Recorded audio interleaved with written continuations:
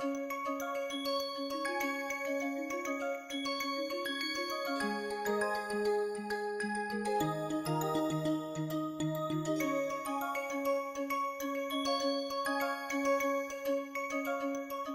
is lithostratigraphy? Let's go by the definition. It is the element of stratigraphy that deals with the lithology of strata and with their organization into units based on lithological characters. Some of the words are very critical here. Here we are going to deal with strata, that means the layered rocks primarily we are going to deal, and we will organize them into several units which we are going to discuss, and this organization will be based on the lithological characters. These words will also come after few minutes in detail. Now the question is, what kind of rocks are studied in lithostratigraphy? The answer is any kind of rock. For example, it can be sedimentary, it can be igneous, it can be metamorphic, it can also be metasedimentary rocks. That means sedimentary rocks which are partly metamorphosed, not fully metamorphosed, low grade metamorphic sedimentary rocks. Meta-igneous rocks, that means the igneous rocks which are partly metamorphosed or low grade metamorphosed. Now the lithostratigraphy is usually the first approach in stratigraphic work of any new area. In any new area where if there is no stratigraphic work is done, lithostratigraphy will be the first approach. There are several other approaches we will see: biostratigraphy, magnetostratigraphy, hydrostratigraphy, sequence stratigraphy, chemostratigraphy. In a terrain where there is no information, we should start with lithostratigraphy, and as we progress we see it can be visual means and it can be direct and it can be done in the field. What are the different units of lithostratigraphy? This word was there in the definition. Here is the definition. The unit, this word was here. What are the units? The units are formation, and that is the fundamental unit. It is to be defined first in the field. We will see how it will be done. And of higher rank than formation is group, and of higher rank than group is supergroup. Formation can be broken into several members, and members can be broken into several beds.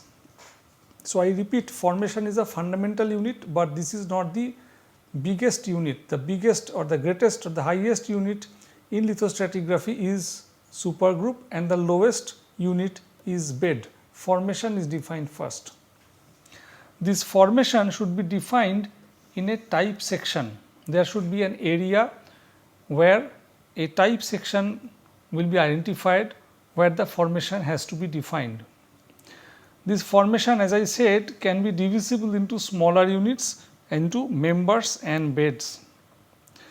And rock body that can be identified by its lithological characteristics and by its stratigraphic position can be designated as formation. This becomes important. These words, formation, member, bed, group and supergroup, can be called the rank. So the higher rank is upward direction: bed, member, formation, group, supergroup. I have gone from lower to the higher rank, and if I move from higher to the lower rank, it will be supergroup, group, formation, member, bed. Always you remember in this way: formation, group, supergroup, and below formation is member and bed.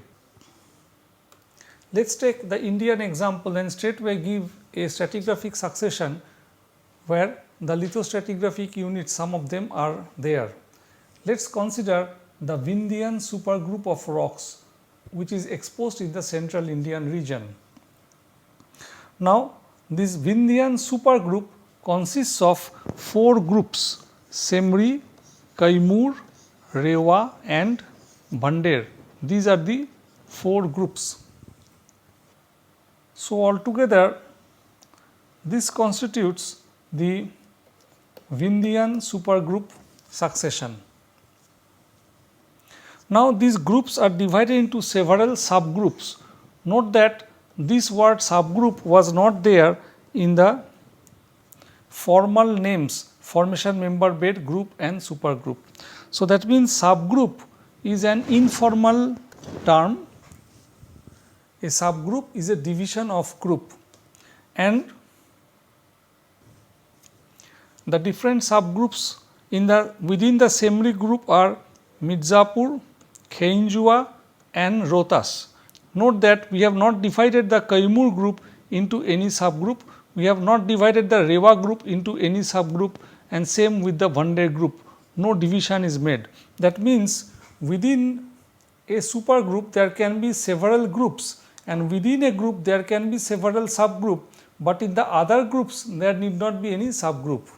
Now groups will be divisible into different formation, the name is over here, and in the Semri group, the bottom one we find the Gangau formation, then the Arangi or the Pandwa fall formation, then comes the Kajarhat limestone and so on. So, each of these groups are divided into several formation. Note that here formation F is written in capital letter. Another point, sometimes instead of writing formation we have written the rock name such as shale, sandstone, limestone and again limestone. Here also we are using the first letter limestone L capital, for shale S capital. This is a standard way of writing. Now this formation can be broken into several member and bed, but in this scheme we are straightway writing the rock names. So I repeat, this formation in the field one can go and break into several members, and then several members can be broken into several beds. Now a formation must be traceable laterally. Now this is given in the textbook in a very idealized situation where the lithological layers are not tilted, not folded, not faulted or undeformed, but this may not be the case all the time. We may find lithology which is sub-horizontal. For example, one can find in the Bikaner Nagaur basin in Rajasthan that the sandstone units are almost horizontal or having a very gentle dip such as 2 to 3 degrees. There can also be a case where the lithology is folded. I might be looking at a lithology at exposure 1, far away from that at exposure 2 and far away from that at exposure 3. And by doing structural geological studies we might be able to think that this is basically a single folded layer. So here if I designate formation in this place, I am not able to trace the layer laterally, rather in a curved manner I have traced it. So what can be done is that we can restore this section and come to such a situation where here is 1, here is 2 and here is 3. What I said is called restoration of structure. By doing a restoration we can come back to the original horizontal situation, and in that case we say that if we had defined a formation here, that we are able to trace the formation laterally. This formation must be mappable in surface or subsurface, and at what scale? The scale should be 1:50,000 or 1:10 to the power 6. In this scale it should be mappable. Now just a question, suppose there is a lithological unit which is 800 meter thick, then as per this scale 1:50,000, in the map what will be the thickness?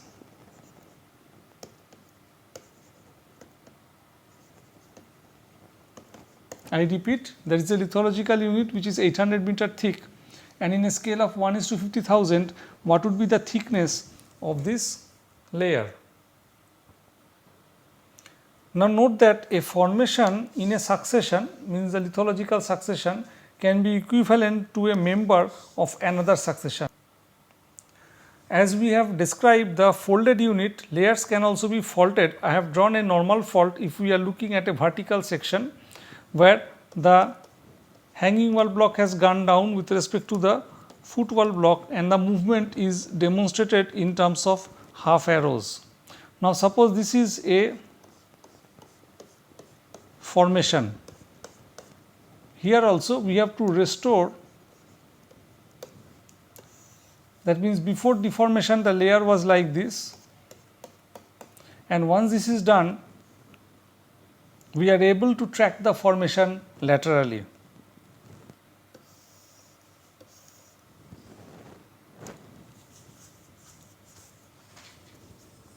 Moving into more detail of formation, a formation should have some degree of lithological homogeneity, and its defining characteristics may include, note the word may, not certainly but may, so there is a subjectivity involved. What it can be? A formation can be defined by its mineralogical composition. What are the different minerals present? That can be important. A formation can be defined in terms of the texture of the rock. A formation can be defined in terms of the primary sedimentary structures. A formation can be defined by fossil content, and now it looks anomalous. This looks anomalous because if we are using fossils, it looks like we are not dealing with lithostratigraphy, but we are considering biostratigraphy. But in this special case, how the fossils can be used in lithostratigraphy? We consider these fossils as rock forming particles. That means we just refer the fossil name, but we do not go into the detail. In definition of formation, the detail of the fossil should not be used. And in these fossils we can consider both body fossils and the trace fossils. Then the other point is lithological composition. There should be a lithic homogeneity. That means if we are tracking the rock over few meters, and this rock we are thinking of designating as a formation, there should be a homogeneity within the rock in terms of the minerals. It should not vary too much. And sixth point, organic content or the carbon content can become important. For example, coal layer can be considered as a formation, and also the oil shell. A formation can have one lithic type, let us say single lithology. A sandstone unit can be considered as a formation if it satisfies the other points that I have mentioned, or if it is a repetition of two or more than two lithic types. A repetition can be cyclic, there can be cyclothem, there can be verb, or extreme lithic heterogeneity, that can also define a unit. Now this is important. Earlier we said that a formation has to have a lithic homogeneity, that can be one point. Also we can use lithic heterogeneity to define formation. Take for example the litholog A and the litholog B, and here a formation is defined and here a formation is defined. If they are the same, then we can link them by dashed lines, saying that we have done a lithostratigraphic correlation. And this can be, say, a single rock, say a sandstone layer. Now take another example. At exposure M, a litholog is created, and at exposure N, another litholog is created. Now in exposure M, we are finding alteration of the rocks. For example, BA, and in exposure N, the litholog is showing BA. Now this entire AB and here AB can be defined as formation, and they can be correlated, shown by the dashed lines. Think a special case where within this blank area the lithology is clearly defined. Some lithologies are there, ABC, and here MN, and here also ABC and MN, etc. But within this thin layer there is extreme heterogeneity of the rock. It is varying from place to place, and this kind of similar variation is also found over here. Then we may call this as a formation. We can also call it as a formation, and that can be correlated, shown by the dashed lines. A formation is not defined in terms of the age of the rock. Now the age can be of two kinds: the relative age and the absolute age. By isotopic method of dating, we find out the absolute age in terms of so many million or billions of years, and in terms of biostratigraphy, we find out the relative age. Now, if we are trying to use the absolute age based on the isotopic method of dating, or we are using the relative age based on the biostratigraphy, that is a valid way of doing stratigraphic work, but we just do not call it lithostratigraphy. In this case, we will call it a biostratigraphic correlation. In fact, the word biostratigraphy I have used here, and in this case we call it a chronostratigraphic work, and if the correlation is met, we call it chronostratigraphic correlation. I repeat, these are the valid methods of stratigraphic correlation, but we just do not call them as the lithostratigraphic work. Now, in biostratigraphy, what do we do? Detailed taxonomy of fossils defining relative age biostratigraphically. In case I am defining formation using fossils, then a detailed taxonomy of fossils defining relative age biostratigraphically is not involved. That this particular fossil X is present, that information is used in defining formation, but its detailed taxonomic classification, maybe its surface morphology, etc., will not be used in the lithostratigraphy. And when this is used, we will call it a biostratigraphic work. A formation may represent long or short time interval. Here we are not specifying formation is defined by how many million years or billion years of time or thousands of years of time. It may be composed of materials from one or more than one sources. From in a same depression, in a same basin, sediments can come from one or more than one sources. Provenance studies are done to find out the source. Now, we cannot define a formation looking at whether the sediment is coming from one or more than one sources. Thickness is not a determining parameter in dividing a rock succession. A formation may be feather edge, very thin, centimeter thick at some place and thousands of meter thick elsewhere, same formation. Why it happens? Very simple. Imagine this is the basement on which sediment has been deposited. So, in the deeper part of the basin, this is the deeper part,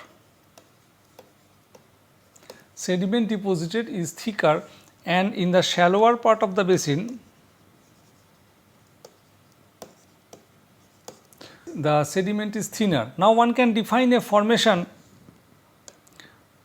from this margin area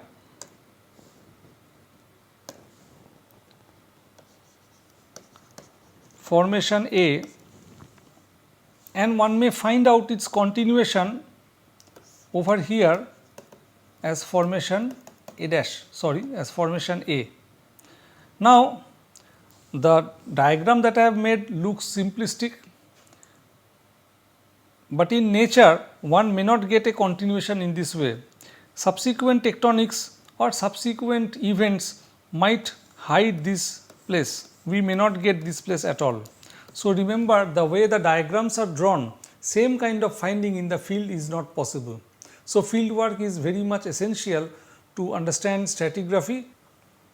The interbedded volcanic rocks can be called as a formation. We will look at volcanic stratigraphy separately, where the other terms related to volcanic stratigraphy we will see, but the interbedded volcanic rocks can also be counted as or considered as a formation. Stratified volcanic rocks, that means the layered volcanic rocks, to be treated as formation or of higher or lower rank. That means the stratified volcanic rocks can be considered as formation or of higher rank, that means group or supergroup, or lower than formation, that for example member and as bed. Since in the natural world rocks show diverse kinds of layers deposited in diverse kinds of settings, the definition in stratigraphy has to be kept elastic. For metasedimentary rocks, which are basically low grade metamorphic rocks, we can still use primary sedimentary structures because they can be found. If cross stratification was there in a sedimentary rock, upon little metamorphism it is still found. So, naturally we can use those structures, primary sedimentary structures, in defining and classifying the different formation. Now, in case of a high grade metamorphic rock and also for deformed rocks,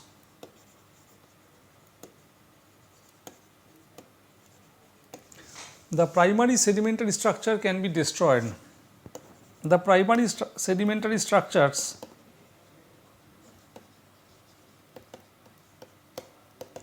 gets destroyed. As they do not exist, we therefore cannot use the primary sedimentary structures in defining formation for high grade metamorphic rocks. Now, we are going to see the detail of member. What is a member? A formation can be divided into several members. So, it is of lower rank, member is lower rank than that of formation. So, that is what is stated in the first statement. A formation can be divided into several members. Members present a more detailed distribution of lithologies because it is of finer scale than formation, therefore, finer classification is being made. Members have limited lateral extent. Again, the word limited, we are not specifying whether it is 10 meters or 100 meters. So, it is subjective or it is qualitative. So, what it means, while the formation can be extensive, members may not be very extensive. Members are consistently related to a single formation or rarely with more than one formation. Few parts of a formation may not have the member status. For example, consider formation C, and within that we may be able to define in between only member B and member A, but in the bottom part of formation C over here no member status, no divisions have been made, and so also over here at the top. It can also happen in the middle of a formation that the members are not defined, but at some other place members are defined. A member need not be mappable at the scale required for formation, whereas a formation must be mappable at the scales that I told you. A member need not be mappable at the scale required for formation. Lens, tongue, pinches and wedges can be designated as members. Organic reefs, carbonate mounds can also be designated as members. Members can be divided into beds. So, beds are the smallest unit in lithostratigraphy, but it is not the fundamental unit. The fundamental unit is formation. For volcanic rocks, members are divided into flows. Bed is a formal lithostratigraphic term, whereas flow is informal lithostratigraphic term. Note, this flow is an informal lithostratigraphic term. Naturally, members do not contain other members. When one person is defining at a time in an outcrop, we cannot say member A consists of member B and member C. If we are breaking member into different parts, it must be the different beds. Similar to this statement, we can say a formation cannot be broken into several formations. I mean, one should not write like that. A supergroup cannot consist of several other supergroups. A group cannot consist of several groups, and a subgroup should not consist of other subgroups. Now, let us look at the bed. This is a stratigraphic unit of lowest rank in lithostratigraphy, as I have told repeatedly, very distinct by virtue of their lithology or fossil content. Again, the word fossil has come. We are not dealing with biostratigraphy. In case of a biostratigraphy, the detailed taxonomy classification of the fossil will be used. In case of a biostratigraphic unit, which is a zone, there may be the surface morphology of the fossil used. This is not the case here. Beds may have economic significance. That means economically important minerals might be present within beds. Beds are easy to recognize. With naked eye, one can identify in the field. Identification of beds and measurements of their attitudes is a primary exercise in geology field. Beds are useful in correlation. So, finer scale correlation can be done through beds, but not always that is possible. Usually, the bed can be a centimeter up to a few meter in thickness. Thinner beds are called laminae. Stratification is not always identified with splitting property. This is important. Let us try to understand. Consider a block of rock, a cuboid. Consider there are several planes of weakness called the planes of fissility. I have drawn them in terms of red lines. Now, they can be joint planes, but they cannot be considered as beds. I cannot consider this as a bed or that as a bed. These are just the planes of fissility. How to identify? These will be joint planes or fracture planes, so that there is actual opening. Distinctive beds are called the marker beds, and these marker beds are also usually the informal units. What is the meaning of a marker bed? It can be a specific colored bed or certain fossil bearing unit which appears only once within a succession. If it repeats, then we cannot call it as a marker bed. You will come across the word marker in structural geology also. To decipher whether there is a normal faulting or reverse faulting, we take help of the marker bed in the field. How to write the marker bed formally?